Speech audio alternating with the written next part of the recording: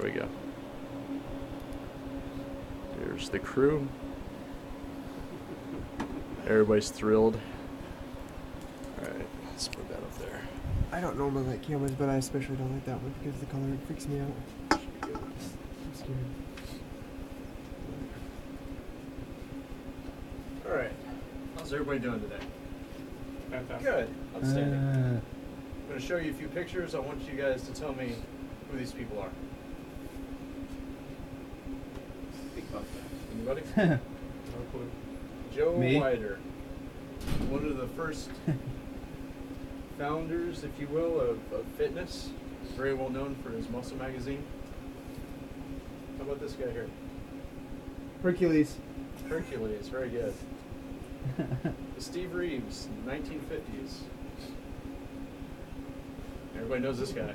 Arnold Schwarzenegger. Me again. You? No, I don't think so. All right. Morning. My name's Sergeant Manning, and I'm here to talk to you today and tell you why it's important to exercise and become physically fit. To achieve this purpose, I'm going to speak about first a little bit of the history of fitness, how it began, how it started, and then I'm going to go into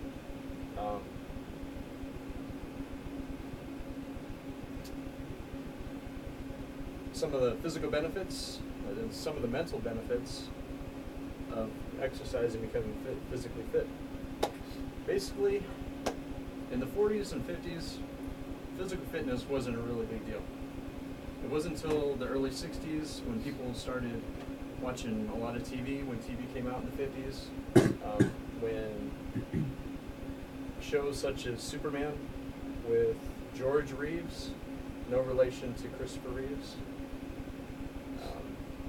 popularized the whole Man of Steel, strength. Also in the 60s and 70s,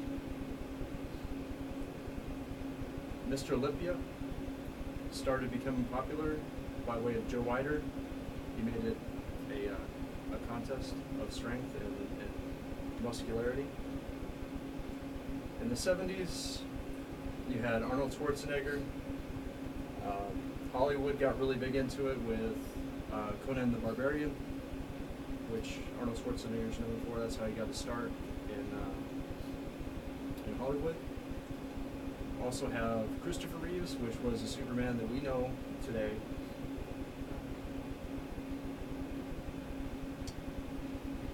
And also in the 70s and 80s, there was also a movie called Pumping Iron, which starts Arnold Schwarzenegger's when he was before Conan the Barbarian.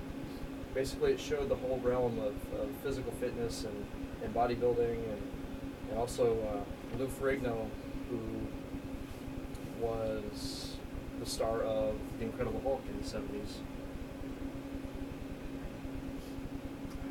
And also in the 70s and 80s, 60 to 65% of the women were roughly 300,000 athletes to over 3.1 million. That was the percentage of women athletes in the world at that time. It increased. In 1980s to 2010, roughly about a 20 year time span there.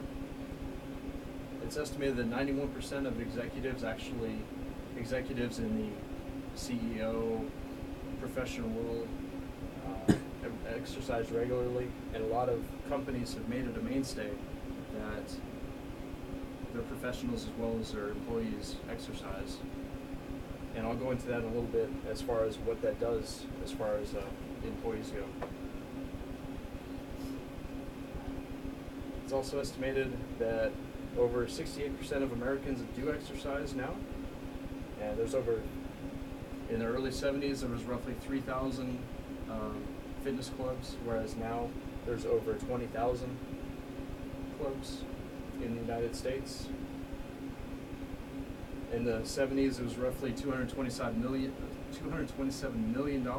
was the membership dues paid every year. now we're over $8 billion in membership dues to these fitness or facilities. So as you can see, being physically fit has evolved from something that was taboo in the 40s and 50s to something that is more of a way of life today, in this day and age. Next, I'll talk to some of the importance, why it's so important to be physically fit, both with being physical and how it also translates to the mental aspect of it. The physical side, everybody knows when you exercise, you become, some people exercise for strength, some people exercise to reduce fat, lose weight, especially when it comes the first time of the year. Everybody has their New Year's resolutions, they want to lose weight. Becoming more muscular also burns more calories. So the more muscle you have, the more calories you burn. Just a tidbit of information.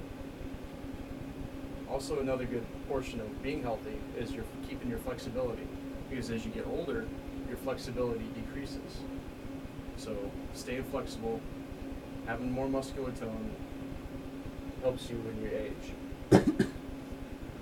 It also increases the white blood cell count, which reduces sickness, which is the reason why I talked about earlier how most executives and corporations and companies require their CEOs, executives, and employees to actually exercise. So they have more productivity, they have less sick days. Also, like I said, increases your fat loss by exercising through aerobics and muscular activity. So that was some of the benefits in regards to muscular aerobic activity. Next, there's the mental benefits on how that helps our mental side with being physically fit. When you're physically fit, it reduces anxiety, it reduces depression. When you become more physically fit, you lose weight, you get more muscular, you have a better self-esteem, positive self-esteem about yourself. And it's also known to help with sleep because it regulates your body's chemistry so that it helps you sleep at night. Obviously, you're going to be more tired because you're physically exerting yourself, so you're going to sleep well at night. It increases when you lift and when you exercise. It increases your endorphin levels, which is the reason why your anxiety and depression decreases. It also increases the oxygen flow in your body because the more you breathe, the more oxygen is in your blood, and it helps with your brain and it fuels your muscles. So as you can see, Americans in the past, where exercise was more taboo, weren't as fit as we are today. Us in the military, we see that it's important for us to exercise. It's actually required for us to exercise. And we're a lot less sick than we used to be. That's what they say.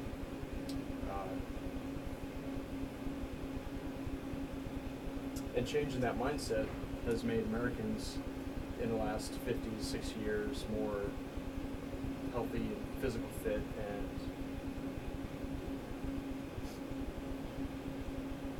and also helps with our mental health as well. It's important for you to see why it's imperative to be physically fit through exercise and how it can benefit your overall health to make you stronger physically and mentally, ready to take on life's many challenges. Ladies and gentlemen, this concludes my briefing for today. Is there any questions? Thank you.